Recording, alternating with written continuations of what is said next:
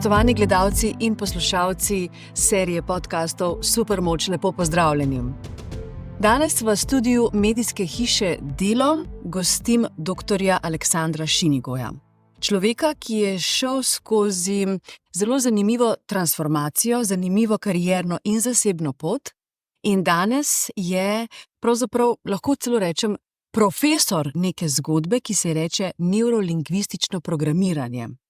NLP, to ni neznani leteči predmet, kaj to je in kako nam lahko koristi, predvsem pa, kdo je dr. Šinigoj, bova kar povedala skupaj. Aleksander, živjo, lepo pozdravljen v studiu medijske hiše Delo. Veseli me, da si vzel čas in da nam nameniš to pozornost, namreč kar nekaj tudi zelo znanih Slovencev prihaja k tebi na tvoje delavnice in poroča o neverjetnih rezultatih. Tako da so me sama ušesa in tudi našim poslušalcem in gledalcem toplo priporočam poslušanje tega podcasta, ker verjamem, da bova jim dala kar nekaj takih, bi rekla, ne samo napotkov ali pa popotnic, ampak nekaj, kar čisti miselne kanale in nas dela boljše. Hvala lepa za to povabilo in veselje mi je biti tukaj. Dr. Aleksander Šinigoj, omenila sem, da si šel skozi življenjsko transformacijo. To je nekaj, kar pravzaprav tvoj CV v začetku, uvodoma razkriva. In meni osebno so vedno te transformacije zelo, zelo interesantne, ampak pri tebi je šlo za nekaj, kar bolečo, skoraj da usodno zgodbo. Zakaj je šlo? Ja, zdaj, če bi me kdo vprašal pred, 30 leti, da bom jaz predavatelj, da bom učil NLP, coaching, hipnozo, vse te teme, bi rekel, da je kaj se hecaš. Torej, nikoli nisem razmišljal, da bi se s tem ukvarjal. In potem se mi zdi, da ni naključje, da v resnici to ni bilo naključje, vendar kot da je bil nek klic življenja, da se zbudim in seveda po cel kup različnih izzivov, poleti leta 2003 je bilo to. Takrat sva dobila prvega otročička, ki je bil tudi nedonošenček, ločitev staršev, prekomerna telesna teža. Mislim, da je bilo res, karkoli človek pogleda v življenju, je bilo cel kup nekih takih minusov v življenju in posledica tega je bila, da sem po današnjih diagnozah takrat verjetno bil nekaj izgorel, pregorel, končal v bolnici in s tem ven začel iskati neko rešitev zase. Torej, v bistvu, to je bila bolj neka sila razmer, da najdem nekaj, kar mi bo pomagalo, da bom bolj normalno funkcioniral. No? Tako da nisem neki sanjal na to temo, nisem imel neke vizije, da bi se s tem ukvarjal, rabil sem pomoč. In ker sem mogoče malo bolj tak matematičen tip, sem hotel nekaj zelo strukturiranega in nekaj, kar bi lahko verjel, in potem na podlagi tega tudi se mi zdi NLP, že v izrazu ima ta beseda neurolingvistično programiranje. Tako, ja. In ti si magistriral v Ljubljani in pa v Manchesteru? Res je, ja. Torej, si informatik? V bistvu končal sem magistrski študij in tudi doktorat na ekonomski fakulteti, na informacijski smeri, torej neka kombinacija IT-ja in ekonomije, in v Manchesteru tudi Managing Information Systems, torej tudi neke vrste informacijski sistemi, kar mi je bilo takrat pač zanimivo. V tej novem življenjskem obdobju bi rekel, pa mogoče manj zanimivo.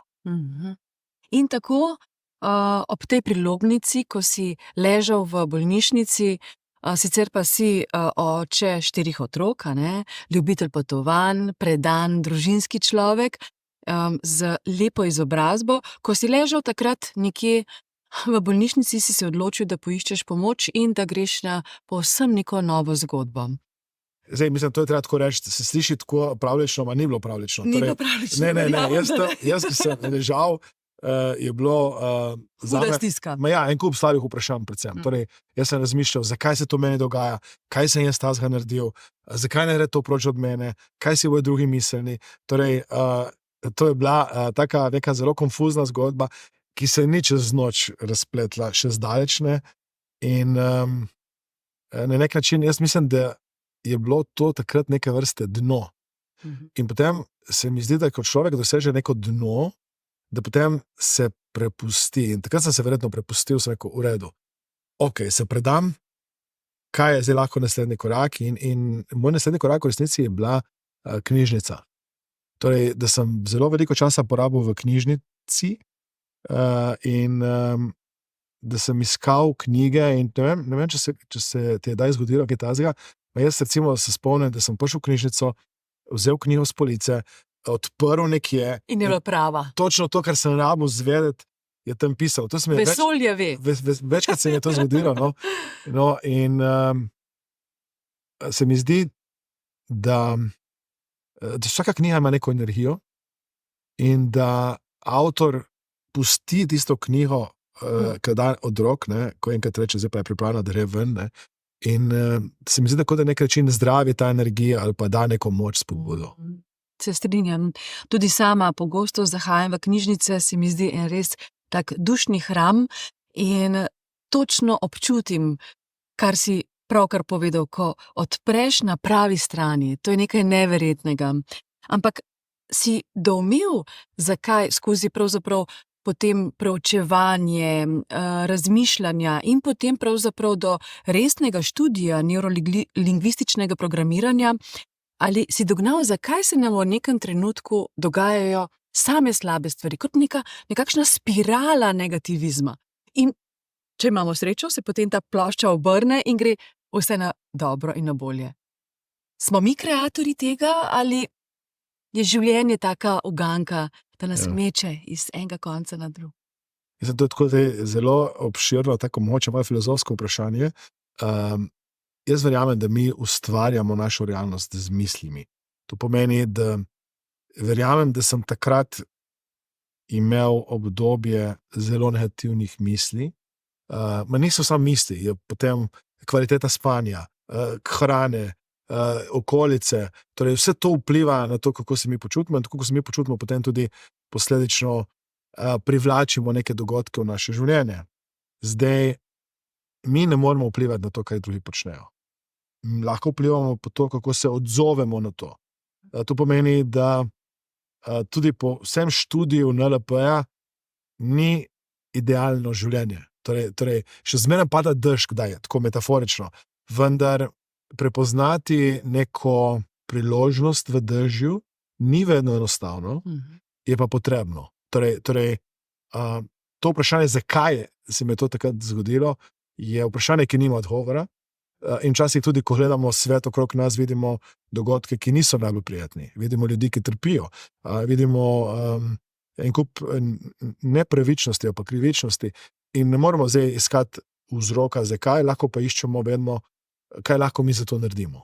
En stavek ene pevke Jane, ki je zapisala, mi je zelo pri srcu, ki pravi, ne moreš narediti vsega dobrega, kar svet potrebuje, vendar svet potrebuje vse dobro, kar lahko narediš.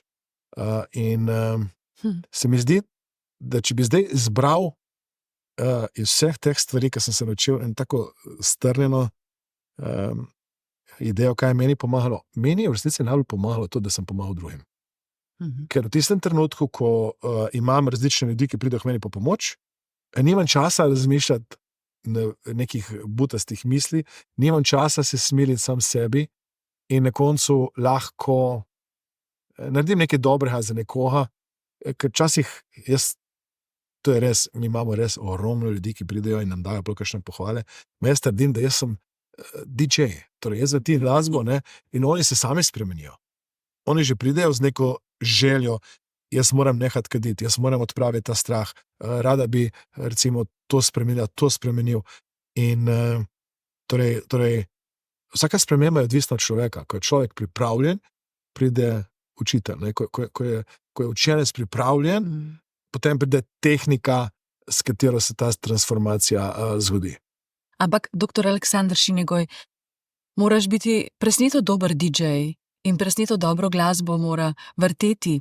To programiranje, NLP, neurolingvistično programiranje, da slišim same dobre odzive, pravzaprav kot nekakšna prebujenja, ampak ko omenjaš moč misli, ravno v preteklem tednu sem bila na dogodku, nekem športnem dogodku, velikem, kjer je nastopila naša olimpika, plavalka Sara Isakovič, ki je dejala, da moramo vzpostaviti, jo citiram, nežen odnos do svojih misli, s svojimi mislimi. Torej, mi moramo imeti odnos do naših misli.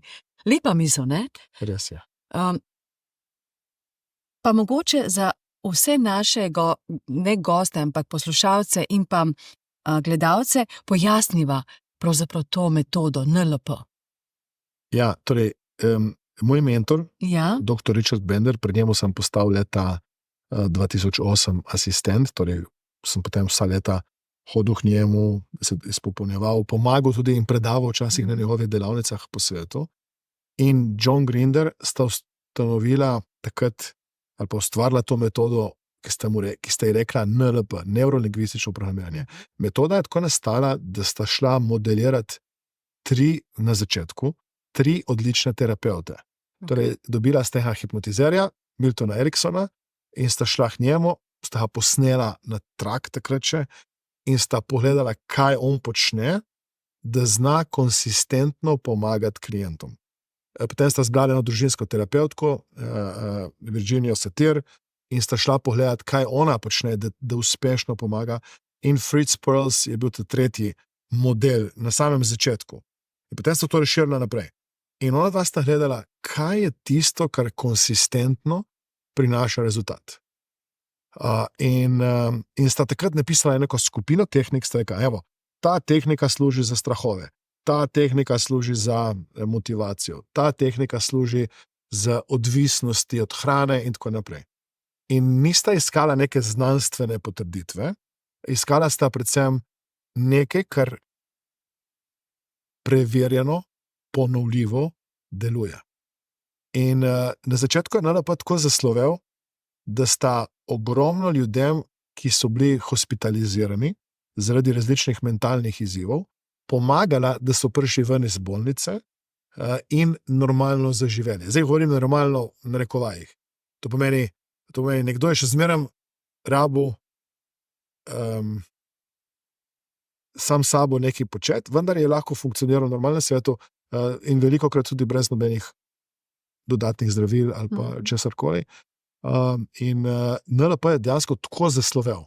Prav po temu, da so imeli nepredstavljive takrat rezultate, kako so dejansko ljudje lahko normalno funkcionirali. Jaz trdim, da če bi mi naše misli, ki jih kdaj imamo, dali svetu ven, bi marsikdo rekel, ta ni normalen. Ker včasih imamo odštekane misli. Včasih imamo take misli, da niso za javnost. In ena stvar, ki sta rekla Richard Bender in John Grinder, takrat ljudje, ko so prišli ven in so imeli mogoče neko halucinacijo ali pa nek strah, ali pa so se pogovarjali z nekom, so rekli, tega nikomur ne smeš omenjati. Recimo. In so jim dali recimo neko serijo pravil ali pa načinov, kako so se lahko normalno obnašali v zunanjem svetu. En primer, ki ga dr. Bender večkrat omenja, je bil o enemu moškemu, ki je bil že več let hospitaliziran v psihiatrični ustanovi, in on je videl takrat okrog sebe je videl mrtve dojenčke na hot dogih. Torej, leteli so mimo njega, so bili mrtvi in se jih je skozi prestrašil in zaradi tega je bil več let v tem zaprt. In potem, ko je dr. Bender začel z njim delati, je vprašal, pokaži mi, kje prihajajo, odkje so. In zdravnik mu je rekel, kaj boš tega zdaj pacienta spodbujal k temu, ker veš, da teh dojenčkov ni. In Bender je vztrajal, je rekel, pokaži mi, kje prihaja. Je rekel, v redu, tam prihaja ta dojenček na hot dogu. In potem je rekel temu pacientu, dregni ga, tako, skozi beži s prstom. In pa je rekel, ok, dregni tega dojenčka, zdaj pa dregni mene. In razlika med mentalno sliko in fizičnim telesom je, da ko dregne nekdo mentalno sliko, gre prst skozi, in ko dregne fizično osebo, ki dejansko obstaja, telo, se prst zaustavi. In on mu je dal zdaj sistem, kako on preveri, to se sliši tako enostavno, da bolj enostavno ne more biti, vendar on mu je dal sistem, kako preveri, kar je resnično in kar si on predstavlja. Ker on ni imel sistema, da bi znal to preveriti. Njemu se zdela slika, ki jo vidi mentalna, ne, enaka resničnosti. In zaradi tega je bil tam. In potem je rekel, v redu, zdaj imaš sistem, jaz zdaj pa skrajšujem to zgodbo, zdaj imaš sistem, kako lahko normalno funkcioniraš. Ko dregneš neko sliko in gre prst skozi, je to nekaj, o čemur ne smeš govoriti nikomur. Ko pa dregneš nekoga, se prst zaustavi, se lepo opravičiš, rečeš, da delaš nek eksperiment in veš, da to dejansko fizično obstaja. In take enostavne stvari teh zgodb je res veliko, ki so tako, jaz bi rekel, neka vrsta zdrava kmečka pamet, jih je res veliko in nekdo s takimi enostavnimi pravili lahko začne v svetu, jaz se trdim, da imamo preko 8 milijard ljudi, imamo preko 8 milijard norcev, ker smo vsi malo nori včasih, lahko normalno funkcionira. Ni treba, da je zaprt v nekem prostoru, ni treba, da ima določena zdravila, ki umrtvijo čute. Jaz sem včasih ljudi, ki pridejo k meni, ki jaz, pač tukaj se jaz izogibam temu, jaz se trdim, da kot nekdo, ki pomaga drugim, kot coach, kot mentor, je moja naloga, da jih najprej napotim na uradno medicino, da poskrbi za to. Vendar, ko nekdo prije k meni po pomoč, včasih se pogovarjam z nekom in vidim, da niti ne točno prepoznava tega, kar se pogovarjava, da nima nekih čutil, ker mu zdravila pomagajo, da se plusi in minusi v nek način umrtvijo. To niso nujno zdravila, včasih ljudje uporabljajo hrano. Hrana je nek način, da nekdo umiri notranji svet, torej prekomerna uporaba hrane, prenajedanje pomaga, da se misli malo umirijo. Ljudje na tak način rešujejo recimo neko stresno situacijo. Alkohol, odvisnost od drugih substanc, prekomerno delo ali pa šport, to so vse aktivnosti, kjer nekdo rešuje neko neznanje ali pa nesposobnost, da zna rešiti težavo tukaj in zdaj. Umiriti notranji svet. Ja. Biti prijazen do svojih misli, če vzame sago, kar je rekla prej. Ja, zanimivo. Ja, ampak ko praviš, ta nematerialni svet zadržimo zase, materialnega pa vse je v redu, je pa obstaja. Kako potem recimo NLP obravnava čustvovanja? Naprimer, prav v tem podcastu Supermoč pogosto ljudje govorijo, ko jih vprašam, kaj pa je tvoja supermoč, govorijo o nematerialnih stvareh. Ni zdaj supermoč moj denar, fizično, ne vem, neki statusni simboli ali kar podobnega, ampak ljubezen, ali pa vizija, sanje, kako živeti v boljšem svetu, Skratka, neoprijemljive stvari. Kako NLP te neoprijemljive stvari, ki pa nas ženejo naprej, obravnava, pojmuje? Na nek način gre za to, da pogleda, vse te tehnike pogledajo, kje oseba je v tistem trenutku, kaj bi rada uresničila in potem katere vire potrebuje, če temu rečemo supermoči, da ta cilj ali pa ta rezultat doseže. Torej, NLP zelo ciljno pomaga ljudem, da pridobijo vire, ki jih rabijo, da bo cilj hitreje, lažje uresničen. Ko govorimo o virih, to so lahko tudi odprava določenega strahu, ki osebo potencialno omejuje, ali pa neko čustveno stanje, kot je recimo motivacija, ali pa odločnost, ali pa fokus. Torej, mi znamo s pomočjo NLP tehnik ustvariti to čustveno stanje, ga povečati in tudi zasidrati. To pomeni, da zasidramo, ali pa naredimo tako imenovan pogojni refleks, da bomo določeno čustveno stanje znali v kontekstu priklicati in ga spodbuditi. Na spletni strani, kjer pravzaprav opisuješ NLP, omenjaš kar nekaj zelo zanimivih ljudi. Spomnim se, da mi velikokrat YouTube predvaja enega coacha, mislim, da je Američan, a je Tony Robbins. Res je.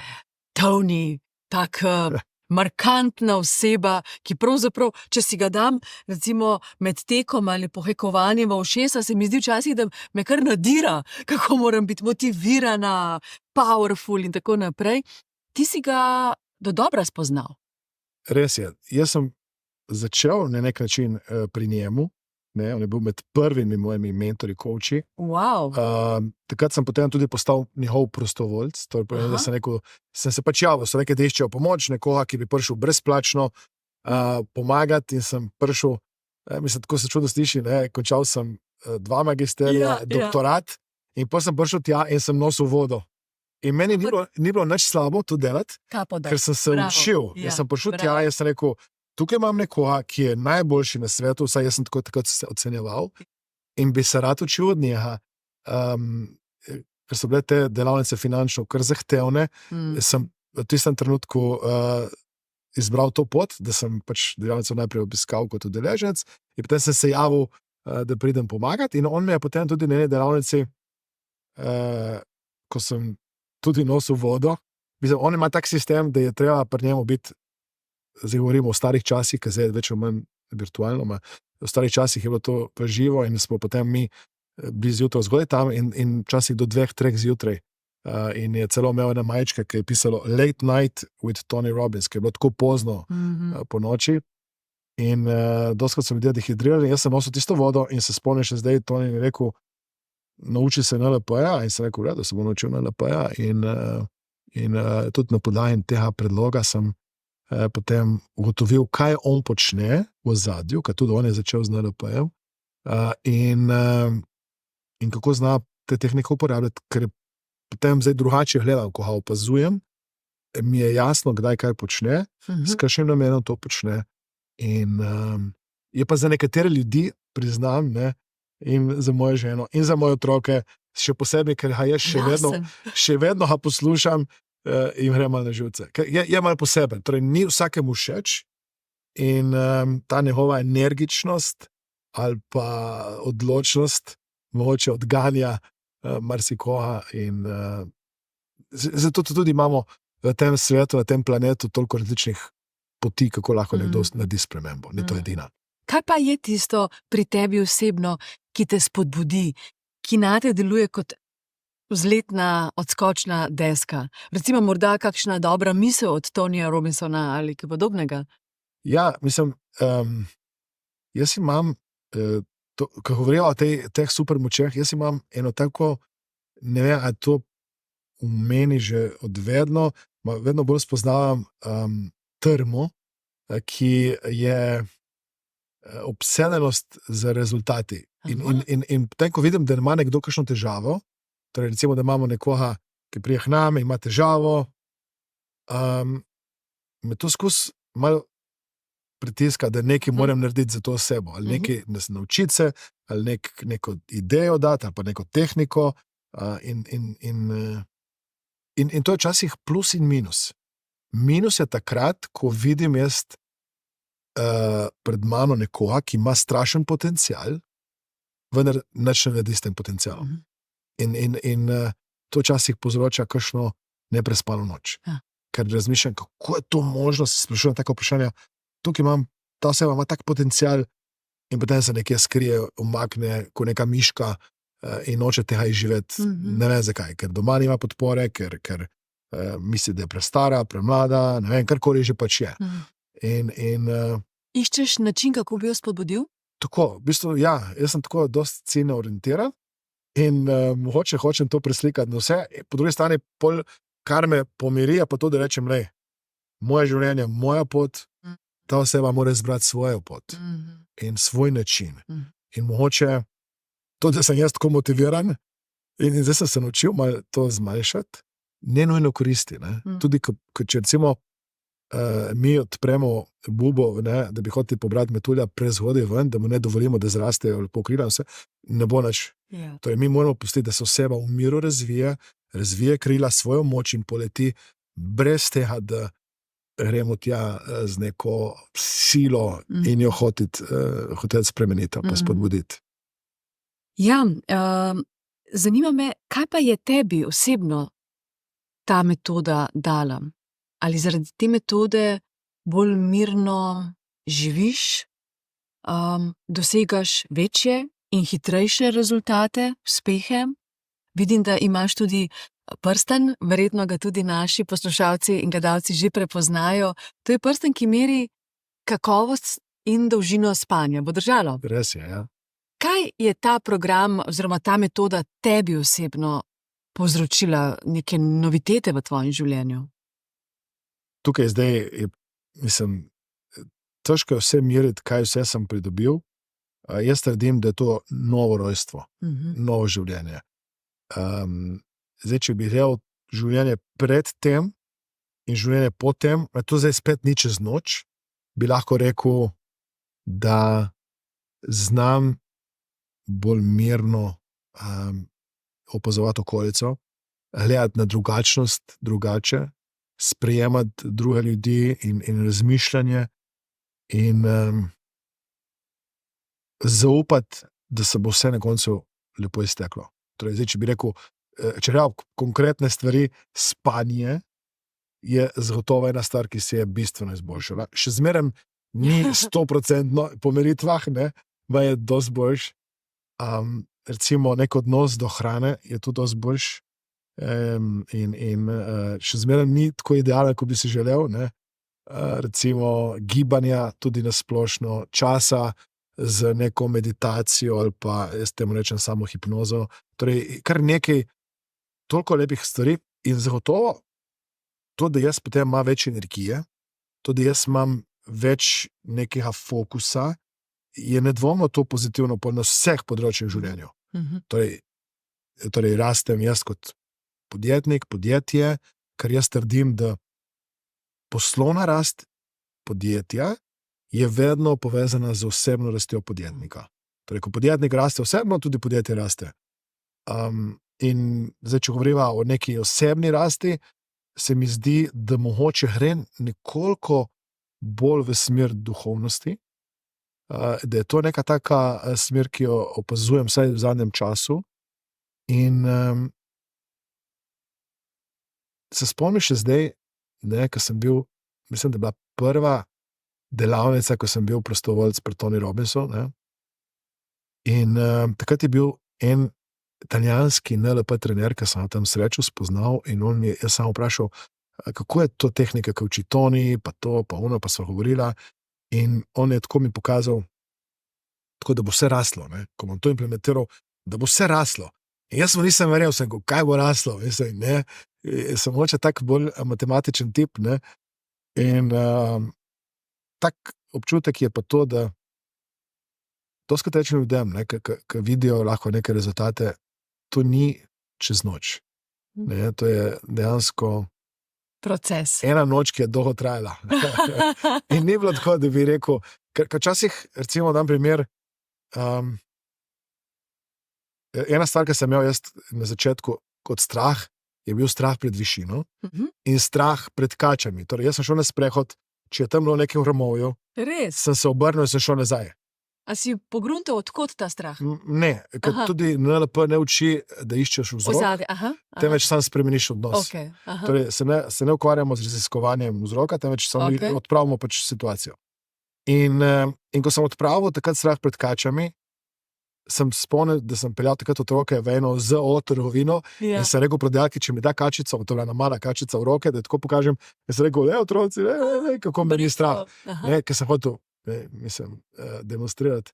In kmalu potem, ko sem odpravil strah pod višino, sem šel predavati na Šrilanko, so me povabili in so mi pač podarili, da mi pokažejo nekaj, in tam je neka gora, tako reče oni gora, ki se imenuje Sigirija. In potem me pelje ta vodič in jaz kar nekaj sem dobil nekje na pol poti, tako se še malo majalo. Ja, strah pred višino. Jaz rekel, zdaj tehnika deluje, ne deluje, in potem sem se skoncentriral, sem spet naredil v glavi tisto fast fobijo, pa še nekaj drugo tehniko. In prišel do vrha, ne po nekem tako, to je to, temveč sem prišel do vrha.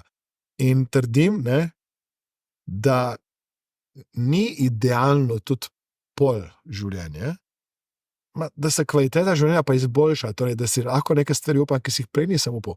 In tudi strah pred višino je lahko, da je koristen, ker lahko nekomu reši življenje, ko se ne izpostavlja nekim višinam ali pa nekemu nekoristnemu vedenju in tako naprej. No, tako da, mislim, transformacij, ki sem jih jaz doživel v mojem življenju, v življenju ljudi, s katerimi sem jih srečal, je pa toliko, da bi lahko imela mesečni podcast, da bi vse to šla skozi. Verjamem, da je cel kup ljudi, ki danes tehnike NLP-ja uporabljajo v ozadju, sploh ne vejo, da je NLP. Dejansko tako se tudi NLP širil, da so dejansko ljudje vzeli pa ta tehniko in so nekaj drugega dali temu ime. Zanimivo. Res je verjetno izzivalen čas, ki nas izziva na vseh možnih koncih in krajih, tudi že pravzaprav nove tehnologije, nam povzročajo neke čudne, bi rekla, in predstave, fobije, strahove in tako naprej, otopelosti. Ampak kaj je v tem trenutku najbolj toksična stvar v sodobnem svetu? Meni se zdi, da to, kar doskrat Tony Robbins reče, ne, da največji problem, ki ga imajo danes ljudje, je to, da mislijo, da ne bi smeli imeti nobenega problema. Bravo. To pomeni, in da bi morali biti vsi srečni. To pomeni, ja, stop. Tako, nek tak ideal, ki ga ni. Ne? Jaz tudi pravim, da užitek je, recimo, včasih v hrib, ker človek pride na vrh, je tam lep razgled in ima občutek, zdaj sem pa nekaj naredil. In se mi zdi, da izziv, kaj danes imamo, je predvsem poslušati bolj samo sebe. Jaz opazujem doma, naprimer, sin, eden izmed otrok igra nogomet in potem jaz rečem včasih, kaj vidim, da je skozi na TikToku, rečem, da danes pa testiraj meditacijo in potem, ko on testira meditiranje, a opazujem nekaj časa in vidim, da je bolj pomerjen in tako naprej. Torej, nekaj pozabljamo v tem času in to je, da ko gre nekdo z avtom, ve, da mora tankati ali pa mora napolniti elektriko, pozabljamo, da tudi rabimo sebe napolniti na nek način. Ne? In so stvari, ki nas napolnijo in so stvari, ki nas nekako izpraznijo. A so univerzalne stvari, ki vse ljudi napolnijo? Verjetno tudi neka stopnja dolgčasa ali ždenja, kot smo včasih rekli. Danes rečemo temu čuječnost, meditacija, zavestno dihanje. Kaj je recimo nek tak univerzalen nasvet, da se spet malce najdemo in gremo v svoj svet, ne pa da skozi drvimo in da vse brbota okoli nas? Ni. Univerzalnega nasveta ni. Vsak mora najti nekaj zase. Jaz trdim, da narava je najboljši terapeut, kar obstaja. To pomeni iti v naravo, iti v gost, iti v hribe, iti na morje. Vsak mora najti nekaj svojega ali pa neko delo v povezavi s tem, z naravo, z glasbo, tudi športom. Torej, vse te stvari so ključ ob temu, da znamo misli načrtno nekam usmerjati in mogoče tudi izklopiti moteče faktorje, ki nas morda vlečejo. Ker danes je borba za pozornost vse posod.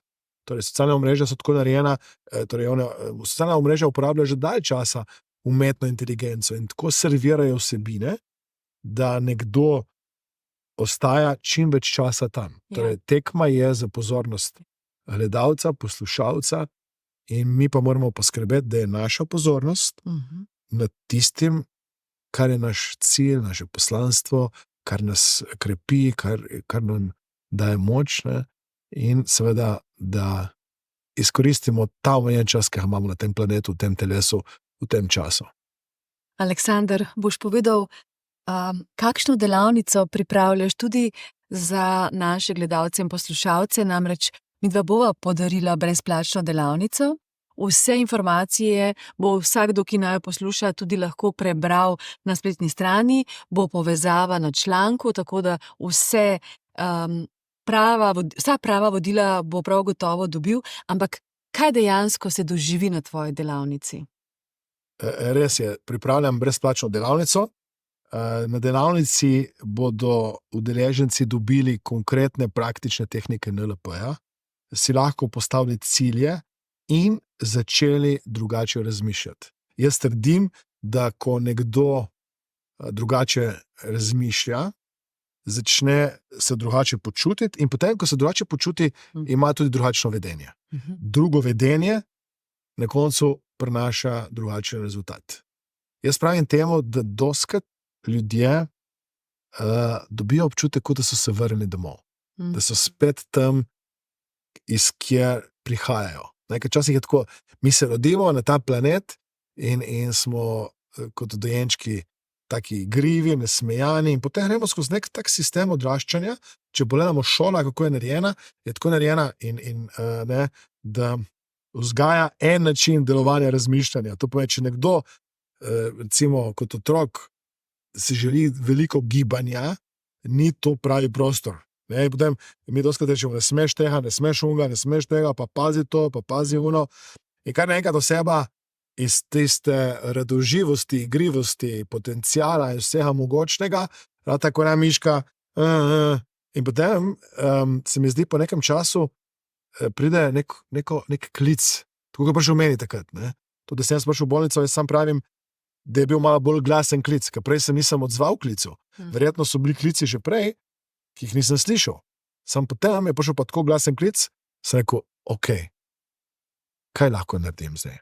In zanimive so te misli, o katerih govoriš. Namreč, bojda, ne vem kakšen odstotek misli, ampak zelo velik, mislimo vsak dan iste misli. Torej, naša vedenja, naša energija se pravzaprav res ne more transformirati, če ne dobimo neke zunanje pomoči v obliki recimo hipnoze, coachinga, NLP, metode programiranja. Ja, večina, 95% misli, ki jih ima nekdo danes, jih je imel že včeraj. In jutri bo imel zelo podobne misli. Torej, Ni izhoda. Če želimo neko transformacijo res narediti, moramo pač to spremeniti, to zamenjati. In metod je seveda več, NLP seveda daje neka taka koristna, konkretna orodja, s katerimi lahko vsak posameznik nekaj najprej naredi na sebi. Torej, jaz trdim, da je treba začeti pri sebi. Tudi vsakeč, ko nekdo pride k meni in reče, moja žena je malo čudna, tako nekovajih, ali pa moj otrok nekaj ne boha, ali pa imam šefa takšnega, karkoli, jaz vedno rečem, da začni pri sebi. Ker se posameznik začne spreminjati, izvabi iz drugih drugačno vedenje, drugačno čustveno stanje kot prej. In najlažje sebe spreminjati, ker mi imamo vpliv nad sabo, nimamo pa morda vpliva nad drugimi. Res je. Prej si omenjal, da prihajajo k tebi na delavnice ljudje, ki se soočajo s strahovi, tudi z duševnimi motnjami ali pa prenajedanjem in tako naprej. Ampak recimo, da smo to serijo podcastov Supermoč v prvi vrsti namenili seveda vsem, ampak v prvi vrsti kot poklon gospodarstvu, slovenskim podjetnikom, torej poslu. Pa me zanima, ali tudi poslovneži prihajajo na te delavnice, dobijo oni neko super moč, nek nov uvid za delovanje v poslu? Ogromno. Res? Torej, jaz trdim, da je podjetnik, podjetnica ozko grlo za rast podjetja. To pomeni, kaj so stvari, ki jih dobijo podjetniki, podjetnice. Torej, prvič, kako komunicirati sam s sabo. Kako si bolj jasno postaviti cilje. Kako vzpostaviti stik s sodelavcem, sodelavko, kako sodelavko, sodelavci nekaj skomunicirati. Torej, če pogledam delež ljudi, zdaj mogoče v zadnjem času nimam točnega podatka, iz preteklosti, imamo približno 1/3 vodij ali pa podjetnikov, podjetnic, ki pride z namenom, da naredijo nekaj na sebi, oziroma zato, ker si želijo postati podjetniki, podjetnica. In jaz trdim še enkrat, da če posameznik ne raste, tudi podjetje ne more rasti. Ker mi doskrat omejujoča prepričanja prenašamo naprej na ekipo. Torej, in še eno stvar opažam, ko komunicira vodja s sodelavci, ali pa z ekipo, pozablja, da imamo več tako imenovanih nevroloških ravni, to je več načinov razmišljanja o neki stvari.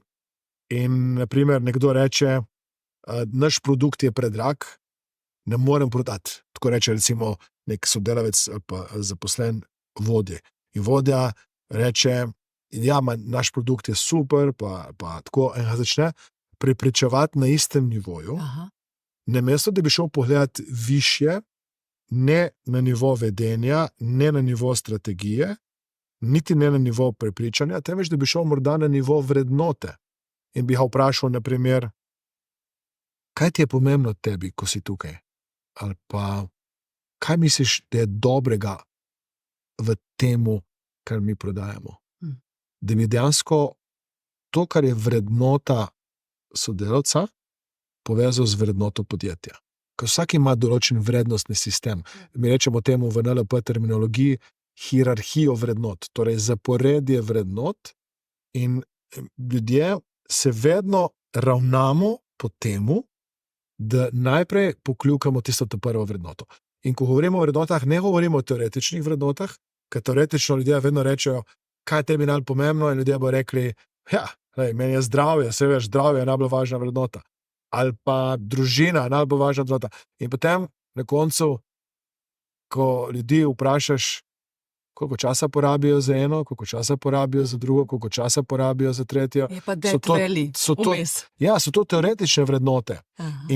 In tukaj ne želim, da bi zdaj na nekoga kazal s prstom, tvoj sistem vrednot ni v redu. Predvsem, da se zavedamo, če nimamo še rezultata, ki bi ga radi, pomeni, da rabimo začeti na tem najvišjem nivoju. In recimo za vodjo, za podjetnika, je to tako fascinantno orodje, s katerim najprej premika sebe in potem tudi druge. Jaz trdim še enkrat, da recimo, če bi zdaj recimo nekdo prišel in bi imel pištolo, in bi rekel, če ne boš recimo nehala kaditi, recimo, če bi kadila, pa ne moreš nehati kaditi že celo življenje, ali pa ne moreš shujšati celo življenje, ali pa ne karkoli. Jaz sem pripričan, da bi nekdo takoj dvignil hierarhijo vrednot in bi rekel, ok, bom nehala kaditi. Ker je tako močna motivacija, nekdo drži pištolo. Še večja motivacija bi bila, če bi otroku, nekoga, ki ga ima nekdo rad, dal pištolo na glavo, rekel, če ne ti nehaš kaditi, bom jaz sprožil. Sem nehala. A ima tako učinek metoda NLP? Na temu delamo. To je naš namen, da poiščemo tako močne sprožilce motivacije. Tako, točno to je namen. Recimo, jaz se spomnim, sem pred leti delal z eno udeleženko našo, ki je hotela nehati kaditi, in sem jo spravil do solz, preden sva prišla do tehnike, in ona je že prej bila odločena, da bo nehala kaditi. Torej, in potem smo imeli eno drugo udeleženko, ki je 37 let kadila, in je rekla, Aleksander, jaz ne kadim več. Pa se nisem še nič naredil. Tako sem se pohecal, ker vem, da sem nekaj naredil. Rekla, ma jaz ne kadim več. Torej, vsak ima v sebi tako močen vrednostni sistem, ki se včasih naravno zgodi. Torej, če nekdo dobi diagnozo iz, recimo, zdravnika, eliminira najhujše. Se hierarhija vrednot takoj spremeni, zdravje, ki je bilo prej na koncu, a pa je bila teoretična vrednota, kar naenkrat postane praktična vrednota in je prva, in takrat oseba je sposobna vse življenje podrediti temu, kar prej ni bilo mogoče. Torej mi to naredimo že tako, v življenju se to zgodi. NLP nam pa pomaga, da to naredimo brez tako hudih bolečih izkušenj. Že prej. Tako. Preventivno. Recimo. Ja. Ampak, ko tako poslušam, kakšno super moč ima NLP metoda, ali obstaja mogoče možnost, da bi jo recimo ti kot izvajalec ali poznavalec te metode tudi lahko zlorabil?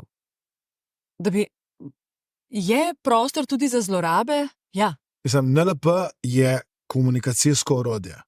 Torej, mi imamo cel kup komunikacijskih vzorcev. Vsako orodje se lahko uporabi za plus in na minus. To pomeni, nož se lahko uporabi, da režemo kruh, sadje, zelenjavo, pripravimo hrano, ali pa da nekoga poškodujemo.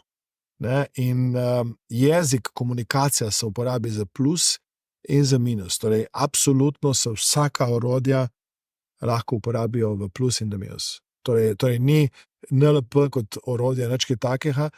Jaz trdim, da imamo ljudje v sebi en tak dober kazalnik, ki nam reče, a je ta oseba za nas v redu ali ne. In potem, če začutimo, da neka oseba za nas ni v redu, je fajn, da se znamo poslušati. In potem rečemo, da s to osebo ne želim sodelovati. Torej, NLP ne naredi človeka za svetnika, ne naredi osebo za popolno, še vedno bo nekdo, ki je prodajalec, s temi NLP tehnikami bistveno boljši prodajalec. In zdaj, če prodaja nekaj, kar ne verjame, ali pa prodaja ljudem nekaj, kar ni za njih koristno, se mu bo tako zgodilo, da bojo ljudje jezni na njega, bojo kdo govorili o njemu, a ne bojo priporočali, in to je v resnici škodljivo za posel. To je, če nekdo dela za dolgi rok, mora vedno tudi ta orodja uporabljati v korist stranke. In recimo, če bi nekdo hotel izboljšati svojo lastno prodajo ali pa prodajno sposobnost, ne razmišlja o tem, kaj oseba rabi. In včasih je fajn, da nekaj ne prodamo nekomu, ker potem nam zaupa. Torej, jaz recimo, mi imamo včasih ljudi, ki rečejo, jaz bi se prijavila, to bi rekel, ne, to ni za vas in vam ne svetujemo, in potem so ljudje rečejo, kako ne svetuje, jaz bi to, ne, in potem na koncu se prijavijo pa za nekaj drugega, pa nekoga drugega pošljajo, ali pa tako. Ne? Tako da zmeraj jaz trdim, da začne se pri namenu, nameri in vsako komunikacijsko orodje pa res ima pluse in minuse. Nekajkrat na leto se zgodi, ko je neka taka, bi rekla, kritična masa ljudi odločena, da bo naredila nekaj drugače. In sicer ob novem letu je kar večina odločena, da pa bo pa s prihodnjim letom pa vse drugače, pa potem ta zaobljuba ne drži prav dolgo. Potem recimo po kakšnih takih praznikih, ki se nam zdaj obetajo, kot je recimo Velika noč in se seveda pretiravamo s prehranjanjem, s prehrano, ko se bliža kakšno poletje in kopalke in tako naprej. Kaj naredimo narobe? Kaj se nam dogaja v miselnih procesih, da ta naša odločitev, ta moč odločitve traja samo tako omejen čas? Ja. In kaj ima na drugi strani pravzaprav NLP, da lahko vztrajamo s pomočjo te metode? Torej, tukaj govorimo spet o začasni rešitvi za nek trajen problem. Torej, ljudje vzamejo začasno rešitev, namesto da bi naredili nek sprememba življenja. In recimo, če govorimo o prehrani, je vedno vprašanje, ali lahko to živiš do konca življenja. Ali lahko to uporabljaš, kar zdaj počneš, do konca življenja. Ne do poletja, ne do naslednjega praznika. In druga stvar je ta, da povežemo to z nečim, kar je res dragoceno, pomembno za nas. Torej, poiskati nekaj, kar je pomembno za nas, za to spremembo, ki bi radi naredili. In nenehno programirati jaz nad sabo in nad ljudmi, s katerimi delam, nikoli ne obupam. Torej, nikoli ne obupati.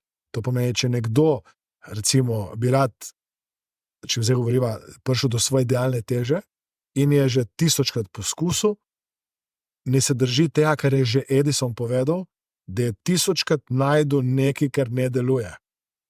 In zdaj ima 1001krat spet priložnost, da začne znova. Torej, če smo živi in dokler smo živi, imamo priložnost, da začnemo. In imamo odgovornost, da vztrajamo v temu, da naredimo pač to, kar bi radi naredili po svojih željah in temu. Zdaj, težava je ta, da danes, ko nekdo gleda ideal, spet če govorimo o telesu, vidi nekoga, ki tam ima sklesane mišice, ima six-pack, ne vidi, da ta oseba v resnici ima zelo disciplinirano prehrano, ker dejansko vsako stvar vaga, da preživi več ur v fitnessu na dan in tako naprej. Torej, včasih ljudje ne morejo tega življenjskega sloga si omogočiti časovno ali pa kako drugače. Ne? In vsak mora najti svoj ideal. In vsak mora najti tisti način, ki v sebi najbolj ustreza, da se dobro počuti v svojem interesu in da seveda uresničujete svoje cilje. To pomeni nikoli se predati, nikoli ne odnehati, nikoli ne nehati vztrajati pri temu, da oseba uresniči to, kar so skrite želje, sanje in jaz trdim, da ni treba biti popoln, da ni treba iskati popolnosti, ker smo vsi popolni v tej nepopolnosti oziroma nepopolni v tej popolnosti. In bi rad, da čisto vsak se zaveda, ki naj od nas posluša, gleda, da je čudovita takšna, kot je in da ima v sebi moč, da naredi neko spremembo. Da morda tudi klic, ne, tako kot smo rekli, jaz se spomnim, kako sem odprl knjigo in nekje je bilo točno to, kar sem rabil. Kaj pa je pisalo v tisti knjigi? Zdaj se ne spomnim točno konteksta, ker to je bilo več, pa govorim, da je to isto danes. Ne? Ja. To isto danes. Danes nam nekdo posluša in bo lahko slišal točno to, kar rabi slišati v tem trenutku, da naredi naslednji korak, da naredi neko misel. Zdaj, recimo, če bi prav hotela neke konkretne misli, jaz se spomnim takrat, je bil recimo nek avtor, ki sem ga rad bral, je bil Norman Vincent Peale, ki je napisal knjigo Moč pozitivnega mišljenja. In potem je še ena druga knjiga, ki se imenuje Zmoreš, če to verjameš. In jaz vem, da sem si potem dal celo nek napis Zmoreš, če to verjameš. Recimo, če bi zdaj hotela neko konkretno misel, ne, ki mi je padla, ne, in sem si to potem dal celo okrog sebe v to. Jaz sem v tem obdobju potem preobrazbe imel gesla, da so bile neke besede, ki so me spodbujale, da vztrajam, grem naprej, uresničim neke cilje ali pa neko poslanstvo. Doktor Aleksander Šinigoj, ure in ure bi klepetala s tabo, predvsem, ker bi resnično šla v to metodo, kako, ta know-how, ampak vendarle je vredno se udeležiti tvojih delavnic, kajti tam, kolikor slišim, se dobi res neka bogata popotnica, odlična motivacija, ampak za konec vprašanje. Ni novinarsko vprašanje, novinarji ne smemo spraševati, kaj bi bilo, če bi bilo, pa vendarle. Kaj bi bilo, dovoliš to vprašanje, kaj bi bilo, če bi NLP poučevali že v šolah, morda celo v vrtcih? V kakšni družbi bi bivali, v kakšna jutra bi se zbujali, v kakšno atmosfero? Mi smo imeli, točno to idejo pred leti, zdaj točno leta se ne morem spomniti, in takrat smo bili v stiku z mednarodno direktorico za NLP v šolah na svetu. Ne? In ona je prišla tako v Slovenijo, smo imeli neke delavnice in smo nekaj idejo, dajmo NLP vpeljati v šole. Dajmo najprej učiteljem ta znanja, da bodo učitelji prinašali naprej na otroke, vzgojiteljem, da bo to prenašali naprej na tiste najmlajše. In potem smo prišli do ministrstva, do sekretarke, ki je bila tudi NLP-jka in je poznala ta znanja, je bila čudovito, samo ni denarja. Pa smo našli denar, nek evropski projekt in potem so se nekaj zamenjali in potem je ta mednarodna direktorica malo odbupala nad nami in smo rekli, bomo šli po tej poti, ki gremo že sedaj in imamo ogromno učiteljev, ogromno ravnateljev, ki pridejo k nam, spoznajo ta znanja in jih potem selektivno prenašajo naprej v šole med najmlajše. Jaz trdim, da je za otroka dragoceno, da se zna odpraviti nek strah, ki mu ne koristi. Da je za otroka tako dragoceno, da si zna postaviti nek cilj, s katerim lažje funkcionira že v tistem obdobju odraščanja in tako. En del moje dobrodelnosti je ta, da največkrat ljudem, ki so naši udeleženci, tečajniki, tečajnice na naših delavnicah, brezplačno ponudim delo z otrokom, ki ga imajo, če imajo kakšne izzive. In ko dobimo te najmlajše, ali pa tudi ne tako najmlajše, kakšni so včasih študenti in tako, ne.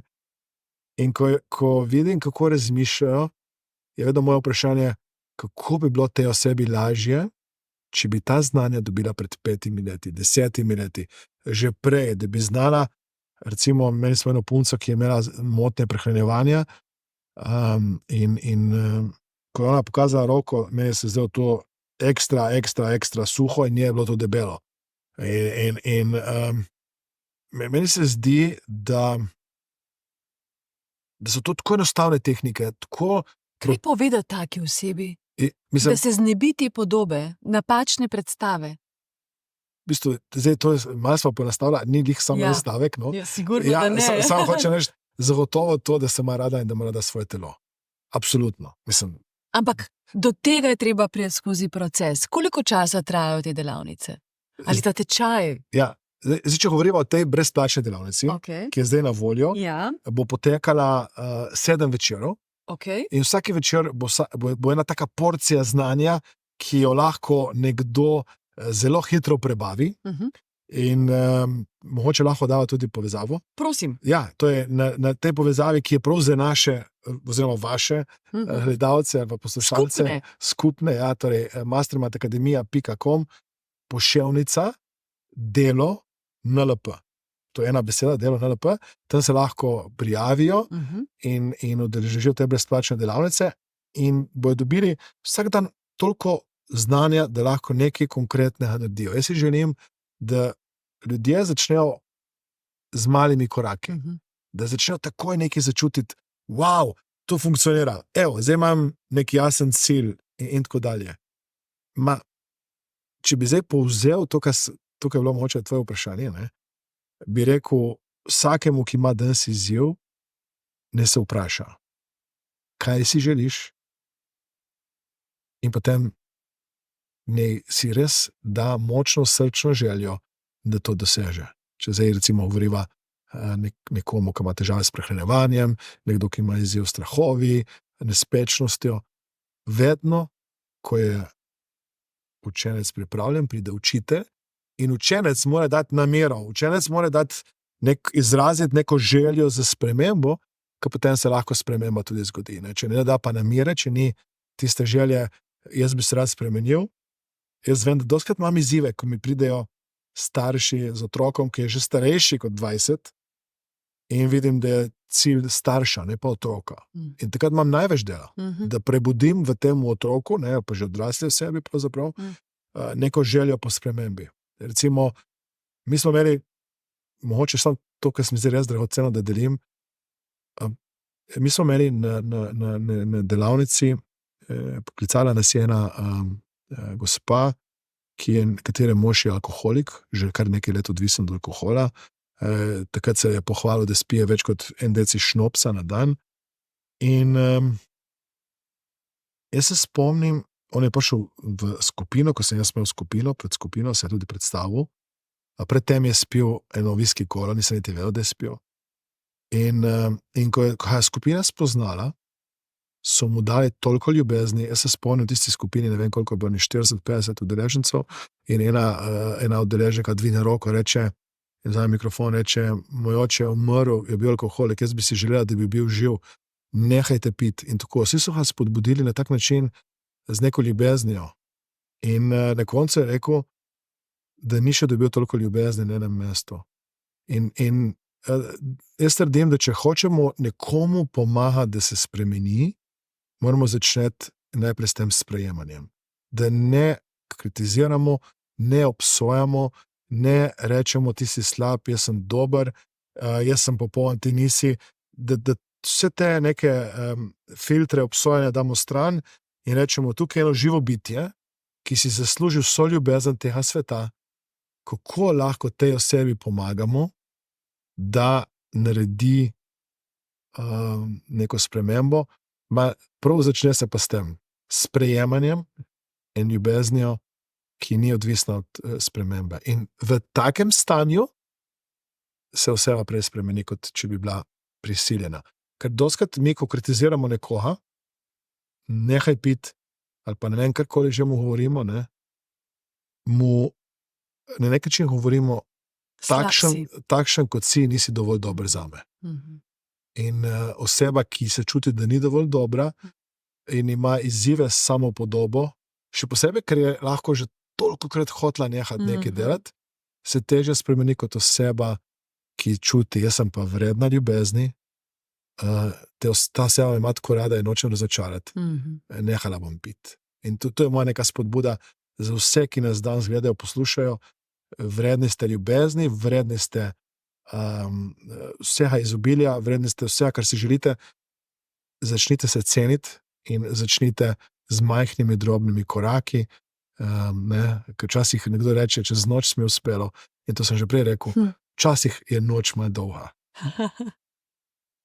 Doktor Aleksander Šinigoj, kar malce sem se naježila ob teh pripovedih, predvsem zato, ker pomislim, da sem pripravila serijo podcastov Supermoč, ki je bila namenjena, da odkrivamo neke nove trende, vizije, know-howe, predvsem v tej, bi rekla, gospodarsko-poslovni sferi, ampak a veš, da na koncu vedno pridemo do ene in iste supermoči, ki se ji reče ljubezen.